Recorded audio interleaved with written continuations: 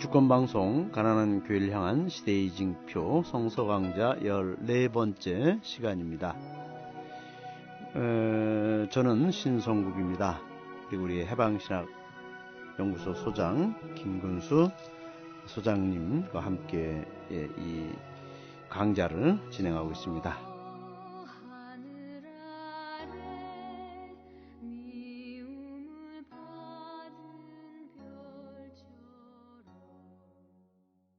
성서 이 강좌를 진행하다 보니까 우리 어떤 수사님이 이 저희들 팟캐스트를 이렇게 청취하시면서 우선은 그 성서 공부에 큰 도움이 된다. 그리고 알기 쉬우면서도 또 우리 현실적인 그런 문제를 같이 다뤄주니까 새로운 시각에서 또 이렇게 성서를 배울 수 있다. 그래서 일단은 좀 제 주변에 있는 분들의 반응은 좀 긍정적인 반응입니다. 또 한 가지는 그 수사님께서 하시는 말씀이 1980년대에 그 당신 수사님 한 분, 이 외국 수사님이 그 우리 한국에 오셔서 사도직을 하실 때 이런 그 해방신학적 그런 관점에서 그 요한복음을 그 강의를 해주셨는데 많은 분들이 그 강의에 참여해서 인기 있는 그런 성서 강좌를 한 적이 있다고 합니다. 그러니까 정말 우리가 그 성서라는 것은 그런 어떤 관점으로 읽을 것이냐가 참 중요한 것 같아요. 그렇습니다. 우리 가톨릭 신도들은 대부분은 성직자의 눈으로 성서를 보는 거에 익숙합니다. 네. 왜냐하면 교리교육이나 성서교육도 미사 때 설교에서 성직자들이 보는 성서를 이미 많이 들었거든요. 그게 정답인 줄 알아요. 그런데 그것도 좋지만 그보다는 더 먼저 가난한 사람의 눈으로 성서를 보는 것을 먼저 배우는 게 좋겠습니다. 그것을 우리 시간에 지금 하고 있습니다. 그러니까 결국은 그 어떤 예수님이 그 어떻게 살았는가를 가장 우리가 가까이 접근하려면 가난한 사람의 눈으로 성서 읽기 그 훈련을 잘 해야 예수님의 실체를 제대로 볼 수 있다는 것이죠. 그렇습니다. 왜 성직자의 눈으로 성서 보는 거에 좀 단점이 있느냐면 성직자의 눈으로 성서를 보면 곧바로 그 성서의 스토리를 교회, 성사와 연결하려고 해요. 바로. 그러나 가난한 사람의 눈으로 보면 역사와 예수와 연결하는 게 더 강합니다. 그래서 그 면에서 조금 변화가 필요할 것 같습니다. 정말 그것이 우리들에게 좀 시사하는 바가 큽니다. 그래서 어떤 분들은 그렇게 성서를 많이 읽고 그러니까 신자가 되고 나서 읽고 또 성서를 쓰고 성서 강좌를 다녀도 별로 어떤 그 와닿질 않았다. 우리 누나 같은 경우도 아주 성서를 읽고 싶어서 그런 그 배우러 많이 다녔어요. 근데 지금은 그 누나가 이제 하는 얘기가 그 뭐랄까요, 별로 감흥이 없다. 그런데 이 해방신학 관점에서 성서를 읽는 이것을 시도해보니까 새롭게 눈을 떴다. 그래서 저희 누나가 우리 김무조 소장님 페이스북 친구가 되셨어요. 예, 감사합니다. 그래서 김 소장님의 그 글을 무척 이렇게 뭐랄까요, 애독하고 있습니다. 저는 우리 애청자들의 이런 부탁을 드리고 싶습니다. 성서를 제대로 이해하려면 한국 현대사 책을 보아라. 그러니까 그동안 성서 강의나 이런 거에는 가르치는 강사나 듣는 분들이 주로 한국 현대사 이야기는 별로 안 했기 때문에 현실감이 없어요. 그런데 한국 역사책을 보면서 이 강의를 들으면 성서가 예수가 얼마나 우리 역사와 우리 현실과 관계 있는가를 더 잘 느낄 수 있습니다. 그래서 애청자 여러분들은 꼭 이왕이면 좋은 종류의 한국 현대사책, 적어도 임진왜란 이후에 한국 현대사책을 꼭 사서 보시기를 권합니다. 그 김 수장님하고 역사를 얘기하다 보니까 엄밀히 얘기하면 그 구약 성서에서는 그 이스라엘 민족이 분열 왕국 시절이 있지 않습니까? 그렇습니다. 예. 그때 그 역사적 분단 왕국의 역사의 기록과 지금 우리가 겪고 있는 이 분단 한반도 이 상황과 똑같지 않습니까? 그렇습니다. 옛날에 북유다 왕국과 남이스라엘 왕국이 분열했고 그래서 한 200여 년 그 분열이 계속됐는데 이스라엘의 분단은 이스라엘 민족에게 아주 원죄처럼 뼈아픈 일이에요. 그러면 현재 우리도 남한 북한이 이렇게 분열되고 있는 이 분단 정국은 우리 종교뿐만 아니라 우리 국민 개개인의 삶을 원초적으로 규정하는 아주 근본적인 악입니다. 근데 이것을 우리가 거의 의식을 안 하고 살고 있고 종교 생활을 하거든요. 이건 잘못이에요.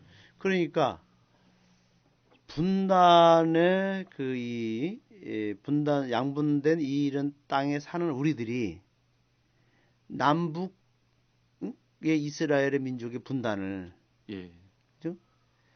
바라보면서 교훈을 얻어야지. 그렇죠. 이거를 별도로 이스라엘 분단 역사는 그렇게 꿰뚫는 사람들이 우리의 분단 현실에 대해서는 문외한이고 관심이 없다면 그거는 성서를 헛되게 읽는 것 같아요. 아니 남은 나라 이스라엘 역사는 훤히 꿰면서 내 나라 내 민족 역사를 모르면 이거 어디다 써먹습니까? 이런 신앙을. 그러니까 성서학자들도 그러기 그 분단 이스라엘 역사는 그렇게 사람들에게 아주 뭐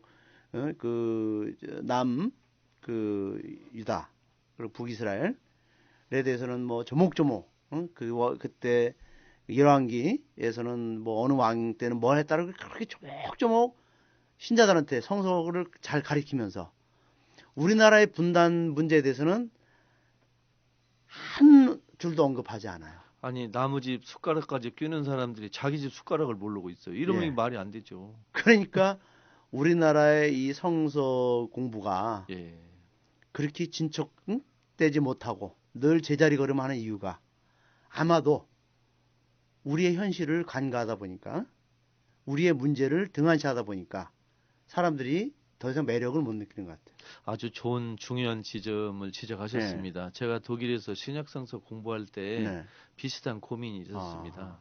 독일의 성서학자들은 학문적으로는 정말 세계 최고 수준입니다. 그렇겠죠. 그런데 현대사에 관한 식견이 부족해요. 역사에 관한. 그러다 보니까 그분들의 작품이 옛날 이스라엘은 환히 끼는 작품들. 신학적으로 아주 훌륭한 작품인데 우리 시대의 메시지를 주질 못해요. 그게 아까웠어요. 근데 제가 남미 가서 보니까 이것이다. 가난한 사람의 눈으로 오늘 역사를 보는 게 성서 공부에 반드시 필요하구나 이걸 느꼈습니다. 이게 우리 애청자들도 가난한 사람의 눈으로 보는 성서를 꼭 보시고 그 다음에 한국 현대사책을 보시는 그만큼 성서에 대한 감동이 커질 거라고 생각합니다. 그만큼. 또 한 가지는 예수님이 살던 그 복음, 예수님이 살아갔던 그 시대는 로마 제국의 식민지 상태. 그렇죠. 예수님이 사실 거 아닙니까, 그죠? 거기서 또 당연히 생애를 다 끝냈는데, 그럼 우리가 일제 식민지, 우리 조상들이 직접 겪은 거 아니에요? 그러면 우리 시대의 식민지에 대해서는 문외한이면서 이런 한일 간의 위안부의 잘못된 합의에 대해서는 전혀 관심 없는 자들이 예수님 시대 로마 식민지의 상황에서는 어땠다 저떻다 라는 그 지식만 잔뜩 갖고 있어요. 그러니까 이것도 역시 이율배반적인 것 같아요. 그렇습니다. 예를 들면 옛날에 로마가 얼마나 나쁜 제국이다. 나쁜 나라인 걸 알아야 예수 역사를 좀 제대로 볼 수 있듯이 오늘날에는 일본과 미국의 그 역할이 얼마나 그 중에 나쁜 게 많은가를 정확히 꿰뚫지 않으면 성서를 알기가 어렵습니다. 그런데 유감스럽게도 현재 한국에는 개신교를 통해서 미국의 친미 세력들이 많이 들어와 있어요.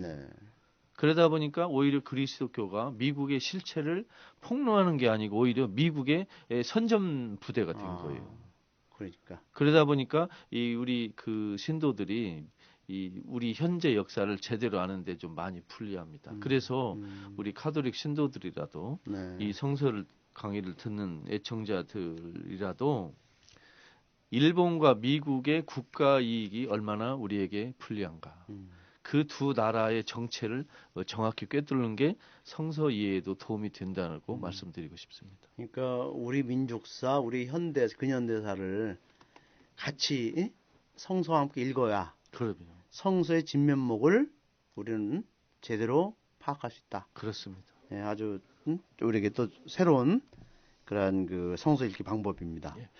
오늘 저희들의 그 이제 그 또 내용은 마르코복음 3장 7절부터 12절까지 예수에게 다가온 민중들입니다. 예. 그리고 예수께서는 제자들과 함께 호수로 물러가셨다. 그러자 갈릴레아로부터 큰 무리가 따랐다. 또한 유대와 예루살렘과 이두메아 요르단강 건너편 띠로와 시돈 근처에서도 큰 무리가 그분이 하신 모든 일을 전해 듣고 그분께 왔다. 그러자 밀어닥치는 군중을 피하시려고 당신을 위해 작은 배 한 척을 마련하라고 제자들에게 말씀하셨다.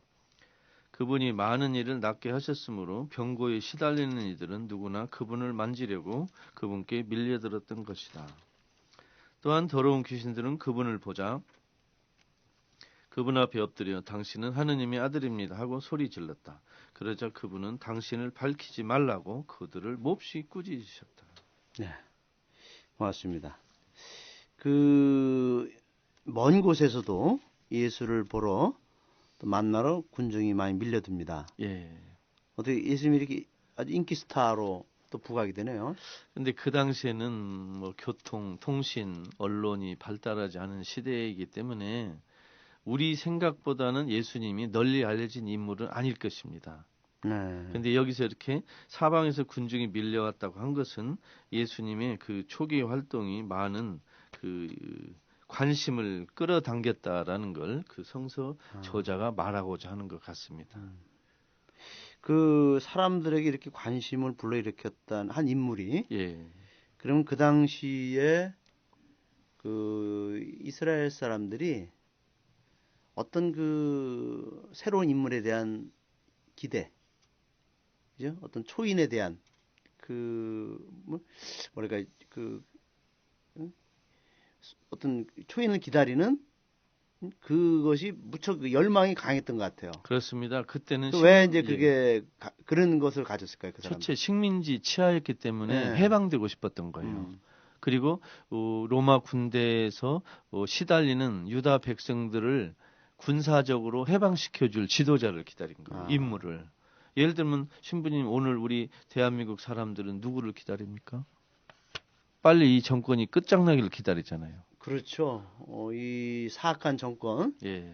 국민들을 괴롭히는 이러한 정권이 뒤엎어져서 새로운 어떤 민중혁명을 원하지 않습니까? 그렇습니다. 그 당시 예수 시대에도 사람들은 누군가가 우리 유다 민족을 부활자를. 로마 군대에서 해방시켜 줄 것이다 하는 걸 기다렸습니다. 네. 그러니까 그런 소식을 듣거나 어디에서 어떤 특별한 인물이 나타나면 우르르 몰려가는 게 나옵니다. 희망을 걸으니까. 얼마나 답답했겠어요. 그래서 여기서 군중들을 보면 이 속이 타고 우울하고 힘든 이 백성들의 심정을 좀 알았으면 좋겠습니다. 그러니까 시대적 그 배경이 예.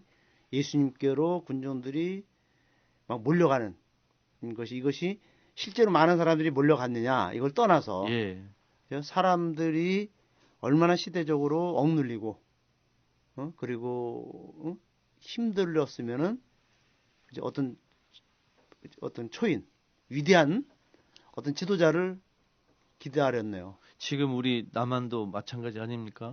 경쟁이 많으니까 사람들이 외롭고 여럿이 있어도 외롭고 혼자 있어도 외롭고 네. 또 자살도 많이 하고 맞아요. 불안하고 어쩐지 서로 믿을 수 없을 것 같고 막 지금 다 외롭지 맞아요. 않습니까? 지금 한국 사람들 외롭거든요. 그러면 이때 사람들도 똑같아요. 그렇죠. 괴롭고 외롭고. 그러니까 미국에서는 이제 젊은 젊은 청년들이 그 버니 샌더스를 예. 열광하는 것도 이제 바로 그런 거 아닙니까, 그죠? 그렇습니다. 너무나 경쟁에서 경쟁이 치열하고 또 신자유주의하에서 미국이 그 빈부격차가 너무 커지니까 우리 새로운 그 미국을 바라는 그 지도자로서 샌더스를 하고 또 우리나라 같은 경우도 이재명 씨 성남시장 같은 경우도 또 나름대로 그죠? 그런 어떤 사람 청년들에게 또 어떤 새로운 시대를 갈망하는 사람들에게는 또 하나의 어떤 그런 우상처럼 또 이렇게 많이 이미지가 있지 않습니까? 예수 시대나 지금이나 이 현재 상태에서 해방되기를 바라는 그 백성들의 심정을 네. 일단 종교인들이 빨리 느끼고 그 바라보는 게 중요한 것 같습니다. 그렇죠. 예. 아주 그러니까 이것을 하여튼 군중이 밀려든 예수에게로 밀려드는 것은 바로 그런 그 식민지 백성들의 예. 그런 갈망이 여기에 담겨 있다. 예. 군중들이 이렇게 많이 왔다는데 그들은 어디서 먹고 어디서 또 숙식을 했는가? 좀 궁금하시죠? 네. 근데 이 군중들이 어디서 먹고 잤냐 하는 것은 이 성서 저자가 자세히 쓰지 않았고 그건 사실 특별한 관심이 아니었습니다. 일단 성서 저자는 뭘 말하려고 했냐면 사람들이 다른 사람이 아니고 예수에게 몰려왔다. 그걸 말하려고 한 거고 예수는 그들을 피하지 않고 만났다. 이걸 말하려고 한 겁니다. 사람들이 예수에게 다가왔다. 그리고 예수는 그들을 피하지 않고 그들하고 만나러 갔고 그들하고 이야기했다. 이걸 말하고 싶은 겁니다. 네. 예. 그러니까 그 누구든지 예수에게 오면 환영해줬다. 예. 그런데 지금 오늘날 우리 시대 우리 한국 사람들은 누구를 찾아갑니까? 염수정 추기경 찾아갑니까? 글쎄 뭐 그분이 안 가는 것 같죠? 어디 계신지 모르겠어요. 또 염수정 추기경님이 사람들을 찾아다닙니까? 글쎄 그 아닌 것 같죠? 뭐 삽자로 들고 어디 서소문 성지 예. 거기에 뭐 아마 계시더라고요. 자, 그러면 예수님의 행동하고 지금 다르지 않습니까? 또 이 군중들은 예수님을 찾아가는데 오늘 우리 시대의 대한민국 국민들은 어느 종교 지도자를 찾아가지 않거든요. 왜냐하면 신뢰하지 않아서 그런 거예요. 기대를 언덕이 없죠. 예. 그러니까 지금 국민들이 종교 지도자들을 신뢰하지 않는다는 것을 이미 심판한 거예요. 너희는 아니다. 너희는 예수 사람이 아니다. 심판해버린 거예요. 기댈 게 없다. 예. 백성들의 심판은 무서운 겁니다. 주권방송이 민중의 눈과 귀를 멀게 하는 공중파와 종편, 신문들에 맞서 진보 언론의 사명을 다할 수 있는 힘은 애청자분들의 적극적인 참여에 있습니다. 주권방송을 후원해 주십시오. 홈페이지 www.615tv.net에서 민들레 홀씨 정기 후원인이 되어주시거나 우리은행 1005-501-779-765 주식회사 주권방송으로 직접 후원을 해주셔도 좋습니다. 저희 주권방송은 평화 번영과 민주회복을 위한 진보 언론의 사명을 성실히 수행할 것입니다. 주권방송과 함께해 주시기 바랍니다. 저도 이제 어느 수사님하고 이렇게 식사를 하면서 그런 말씀하시더라고요. 박근혜가 여자 대통령이라고 하는데 물론 저는 대통령 인정 안 합니다만 부정선거로 당선됐으니까 그렇다면 어떤 정말 어떤 여성으로서의 어머니 모성 또 그저 그 사람들을 이렇게 좀 편안하게 이게 그저 끌어안는 그런 가슴이 품성이 있어야 되는데 그냥 자기 마음에 안 들면은 책상이나 내리치고 그죠? 눈을 부라리면서 화나내고 그리고 그죠? 이렇게 어렵고 힘든 이런 시대에 사람들을 더 아주 매몰차게 냉정하게 내리치는 그런 모습이 참 진짜 우리 시대에 얼마나 우리가 진짜 비극적인 삶을 살아가는가. 신부님, 그 64세 되는 독신 여성이 책상을 열 몇 번을 내리치면 그 여자가 테러리스트 아닙니까? 국민 전체를 향해서 내리친 거죠. 아, 그런 못된 버르장머리가 어디가 있습니까? 그러니까 국민들의 가슴을 내리친 겁니다. 머리를 내리친 거예요. 니들 뭐하고 자빠졌냐고? 참 그 보면은 이 사람이 그 예수님 시대 헤로데 버금가는 그러한 어떤 그 독재자가 아닌가 생각이 드네요. 그 갈릴레아를 중심으로 동서남북 여러 지역이 언급되고 있습니다. 예수님께 온 사람들의 그 출신을 보니까. 지금 우리 이스라엘 지리에 우리는 익숙하지 않기 때문에 이 부분을 읽거나 들어도 이게 어느 지역인지를 그렇죠. 잘 모르겠죠. 근데 여기 보면은 갈릴레아를 중심으로 동서남북의 대표적인 지방 이름이 나와 있습니다. 이건 그 마르코 복음 쓴 사람이 무슨 말을 하려고 하냐면 세례자 요한하고 예수가 좀 달랐다는 것입니다. 세례자 요한은 그 요르단강 건너편에서 했으니까 지리적으로 보면 요새 말로 하면 남부지방 스타입니다. 남부지방. 근데 예수님은 동서남북에서 다 모인 전국구 스타다 이런 뜻입니다. 그래서 이 세례자 요한, 즉 예언자 요한보다 예수가 훨씬 더 많은 인기를 모으고 많은 사람들을 추종자들이 있었다. 이걸 말하려고 지금 이렇게 썼습니다. 예수의 추종자들은 좀 이제 광범위한 지역에서 다 지역적으로 몰려왔다. 그러니까 그다음에 그 군중들은 주로 어떤 계층의 사람들이? 확실한 것은 나와 있지 않지만 이 군중에 포함되지 않은 계층은 확실한 게 하나 있습니다.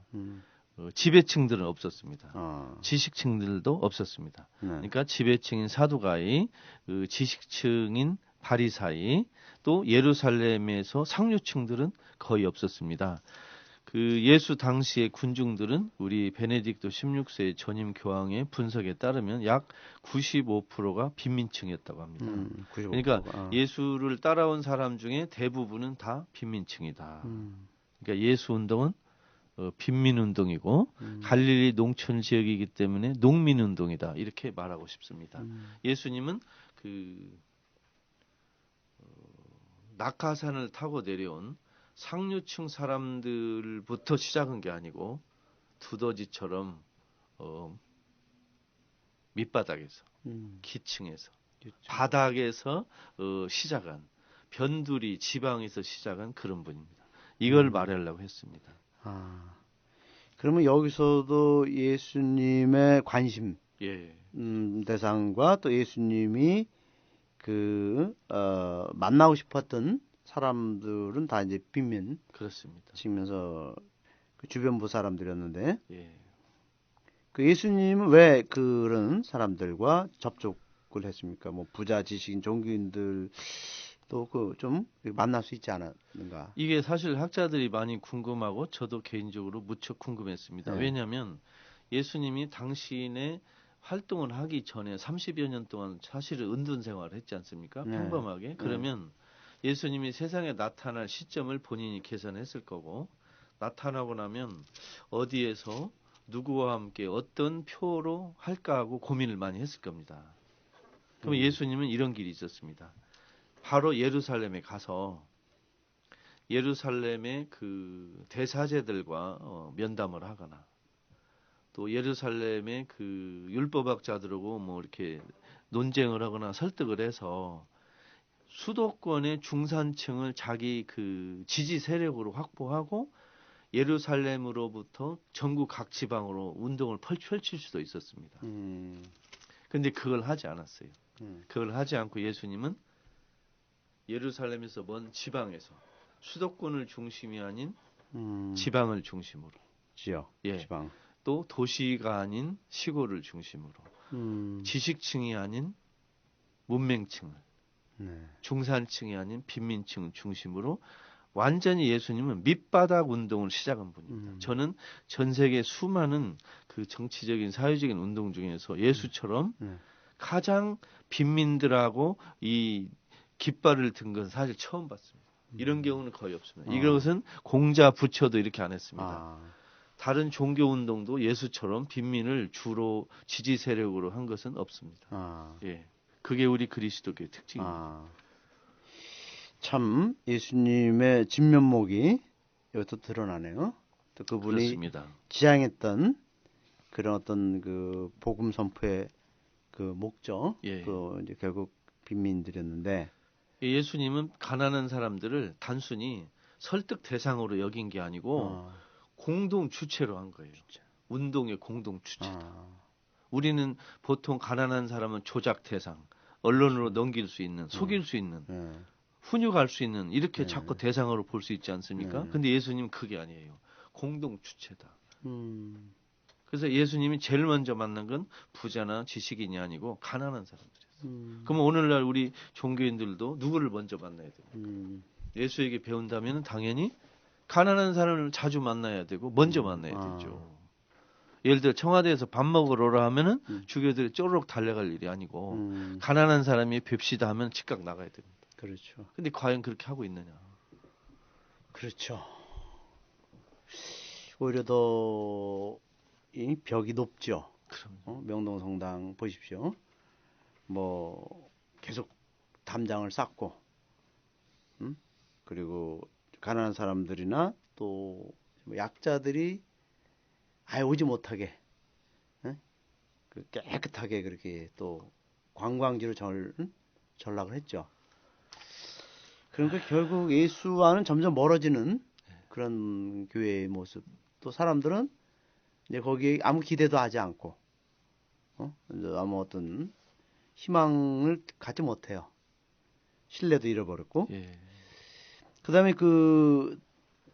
또 한 가지 여기서 제가 이제 별도로 좀 질문하고 싶은 게, 사람들이 앞을 다투어 예수를 만지려고 밀려들었던 것이다. 그 다음에 또 앞부분에서도 예수께서는 밀어닥치는 군중을 피하시려고 제자들이 거룩히 한 적을 준비하라고 했다. 그러니까 정말 그 사람들이 그 열광하는 그런 그 예수를 만지고 만나기 위해서 물밀듯이 밀려오는 그런 이제 장면이 나오는데, 우리 한국교회 역사를 보면은 그 70년 80년대 그 성령운동이 붐을 일으켰어요. 그래서 뭐 개신교에서는 부흥성회, 또 성령 대폭발 그래갖고선 어떤 유명한 목사가 이렇게 어느 지역에 뜨면은 그냥 뭐 물밀듯이 사람들이 몰려서 그 사람의 그 설교도 듣고 또 안수도 받고 또 거기서 기적도 일어나고 뭐 하여튼 그렇게 돼갖고 그 마치 그 구세주 메시아가 뜬 것처럼 그렇게 이제 하는 것이 70년 80년 우리 한국사에 풍조였어요. 그러니까 저는 이걸 보면서 그 사람들이 예수를 흉내내려고 전국 각지에서 그 목사를 보러 물밀듯이 오는 그 장면이 연상이 돼요. 신부들도 마찬가지고. 그래서 아마 그런 사이비 그 메시아들이 우리나라에 유독 많았거든요. 우리나라에 최근에 재림 예수를 조사했더니 한 120명 된다고 합니다. 재림 예수가? 자칭 재림 예수가. 아이고, 엄청나네요. 근데 그렇게 많은 나라가 왜 이렇게 어지럽습니까? 그러니까 이 사람들이 자칭 예수다. 그죠? 그렇게 해서 이제 사람들을 속이고 또 재산도 등쳐먹고, 또 요즘은 순복음교회 조영규 목사가 800억 그 횡령 때문에 또 이제 뭐 요새 또 소송에 걸려 있죠. 하여튼 우리나라 유명한 대형교 목사들이 다 소송에 지금 걸려갖고 아주 또 우리 종교의 치부가 드러나고 있네요. 돈을 가까이 하는 종교인 치고 몰락하지 않은 사람은 역사에 없었습니다. 다 타락하는 거죠? 무조건 다 시간 문제입니다. 참 요새 우리 한국 종교의 몰락을 보면서 이렇게 예수를 등에 업고 사기치는 자들이 많았는데, 우리 한국 천주교에도 뭐 좀 그런 어두운 부분이 있는 것 같아요. 그다음에 이제 귀신 이야기가 나오는데, 귀신들이 어떻게 예수를 하나님의 아들이라고 알아보았습니까? 여기뿐만이 아니고 요 앞에도 같은 질문과 그렇죠. 같은 이야기가 나오죠. 그러면 이것은 마르코 복음서 저자가 이 성서를 읽는 독자들에게 전하고 싶은 뜻이 이미 있다는 겁니다. 뭐냐면 예수의 정체를 알아보는 건 예수를 싫어하는 사람들이 제일로 먼저 알아본다 그 뜻이에요. 그렇죠. 예를 들면 국가정보원, 국정원이 누구를 감시합니까? 올바르게 사는 사람을 감시합니까? 아니면 엉망으로 사는 사람을 감시합니까? 올바르고 정의로운 사람들은 당연하죠. 예. 감시하죠. 두려워할 필요가 없는 인간들은 감시할 필요도 없어요. 네. 예, 이걸 말한 겁니다. 음. 예수를 반대하는 사람들이 예수를 알아보고 예수를 반대하는 사람들이 예수를 죽이려고 한다. 이런 뜻이에요. 그러면 우리도 그렇습니다. 만일 우리가 예언자에 맞닿는 행동을 한다 그러면 분명히 우리는 반대자가 금방 생깁니다. 근데 내가 엉망으로 살거나 부패하면 아무도 나를 감시 안 합니다. 똑같습니다. 세상에 있죠. 그러니까 예수처럼 그렇게 살면은 결국은 그 악마나 악한 세력으로부터 시달림을 당할 수밖에 없어요. 당연합니다. 그렇죠? 예. 저항을 받네요. 예, 그렇죠. 그러니까 오늘날 이 이명박 박근혜 시대 아무 양심의 가책도 없이 그냥 편안하게 이 현실을 그 안일무사하게 즐기는 사람들은 다 그냥 그 악마의 손을 악위에서 놀아나는 거네요. 그렇죠. 이미 끝난 거죠. 이미 악마가 그 사람들을 거죠. 괴롭히지 않고. 그러면요.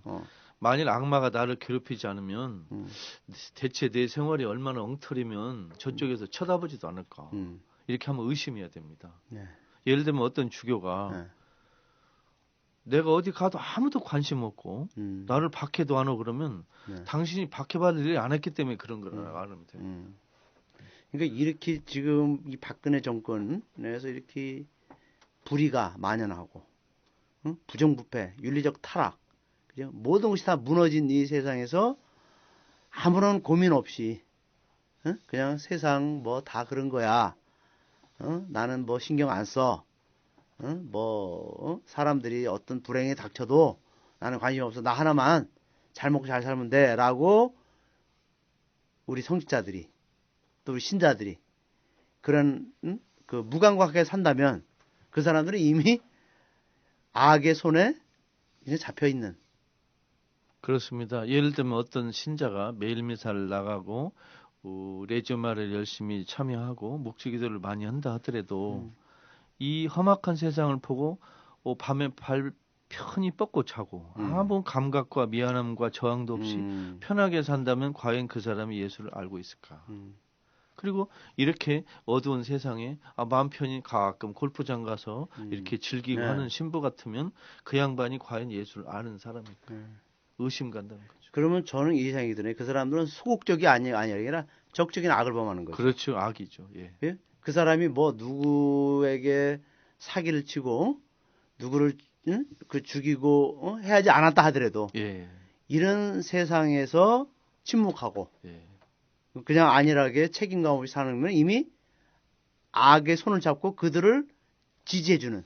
행동하지 않는 사람은 악의 편이다 하는 어느 분의 말도 있지만 악의 세력을 비판하지 않고 저항하지 않고 내버려 두고 침묵하면 이미 같은 편이라는 뜻입니다. 그러니까 같이 악을 저지르는 거죠. 예, 같은 편이죠. 그러니까 박근혜의 그런 악을 같이 범하는 거죠. 같이. 그렇죠. 공범입니다. 공범이죠. 공범. 예. 그러니까 이제 정확한 그런 그 뜻이 풀이됐네요. 그 예수를 하느님의 아들이라고 알아보는 사람 중에도 악마가 있을 수 있다는 말인가요? 당연합니다. 당연합니다. 예를 들면 예수의 말을 인용하는 사람 중에도 악마가 있을 수 있고 예수는 좋은 분이라고 말하는 사람 중에도 나쁜 사람이 있을 수 있습니다.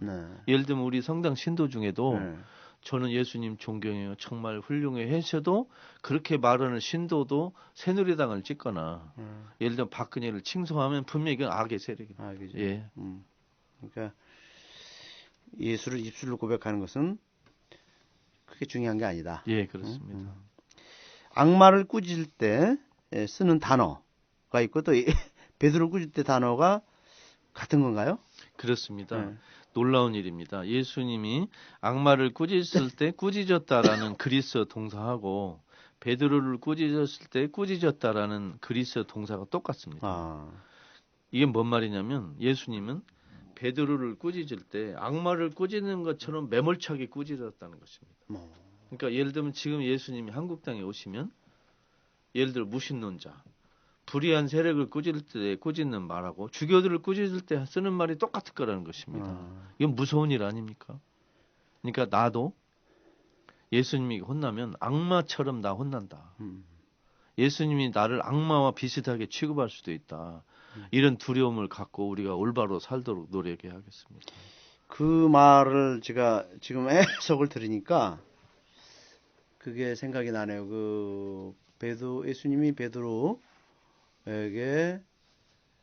이제 그 제자들, 베드로와 함께 있는 제자들에게 내가 사람들 손에 잡혀서 이제 죽었다가 다시 살아날 것이다라고 그 순환을 이렇게 미리 예언하지 않아요, 그죠? 예. 그럴 때 베드로가 나서서 주님 그렇게 해서는 안 됩니다. 말려요. 예수님의 십자가의 죽음을 중간에서 말리죠. 예. 그때 예수님께서 베드로에게 사탄아 물러가라.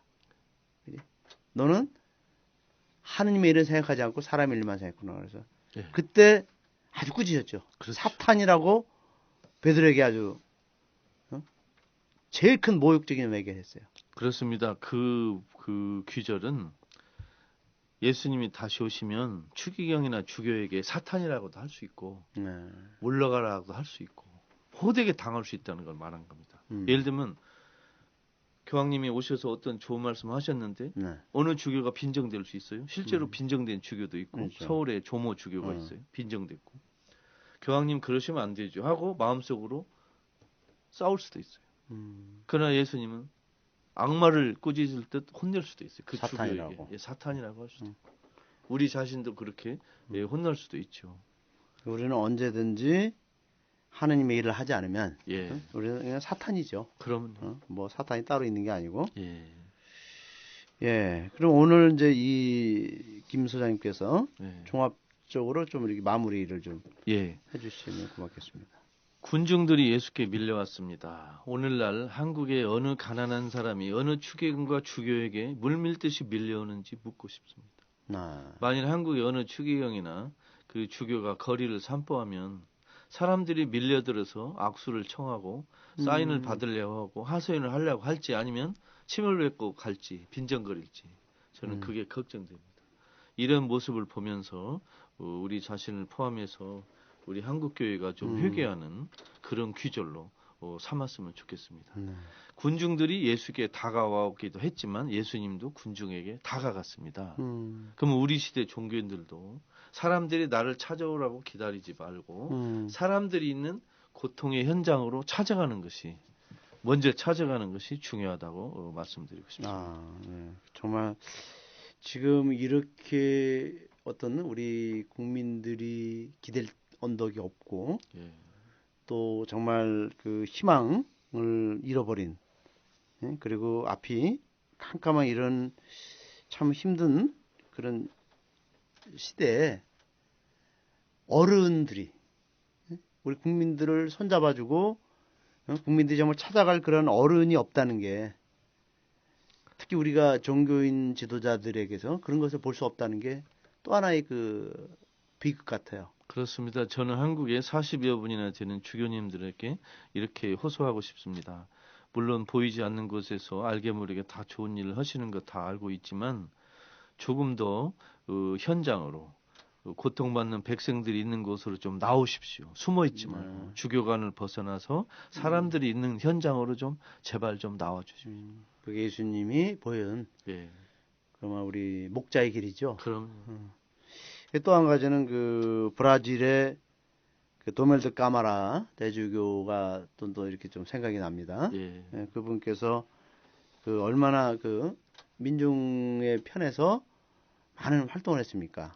정말 그 브라질 대교구의 정말 착한 목자로 사실 때 그분은 주로 많이 걸어 다녔더라고요. 그럼 그 체구도 아주 작은 분이. 근데 그분이 이렇게 이제 그 어떤 대중교통을 이용해서 다닐 때마다 그 브라질의 그 시민들이 다 알아보고 와서 주교님 인사하고 또 택시 기사들은 주교님이 서 있으면 주교님 내 차에 타라고 그렇게 하면서 또 주교님을 모시고 다니고 얼마나 서민적이고 사람들에게 그 자비로운 아버지의 모습을 보여주면서 큰 희망이 됐어요. 그런 모습을 한국의 주교님들도 좀 배웠으면 좋겠어요. 네. 시내버스 타본 기억이 얼마 전인지, 지하철 타보신 일 있는지, 오일 시장이나 시장을 다녀본 일 있는지, 슈퍼에 가서 물건 사본 일 있는지. 주교는 귀족이 아니고 종이잖아요.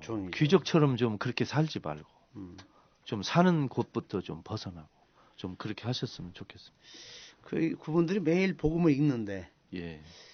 그 예수님이 어떤 모습을 보고 읽을지. 복음은 매일 보시겠지만 본인들의 몸이 가난한 사람들에게서 머니까 고통받는 현장에서 멀리 있으니까 깨닫지를 못하는 거예요. 그래서 지금 우리가 바라는 목자의 모습은 무엇인가?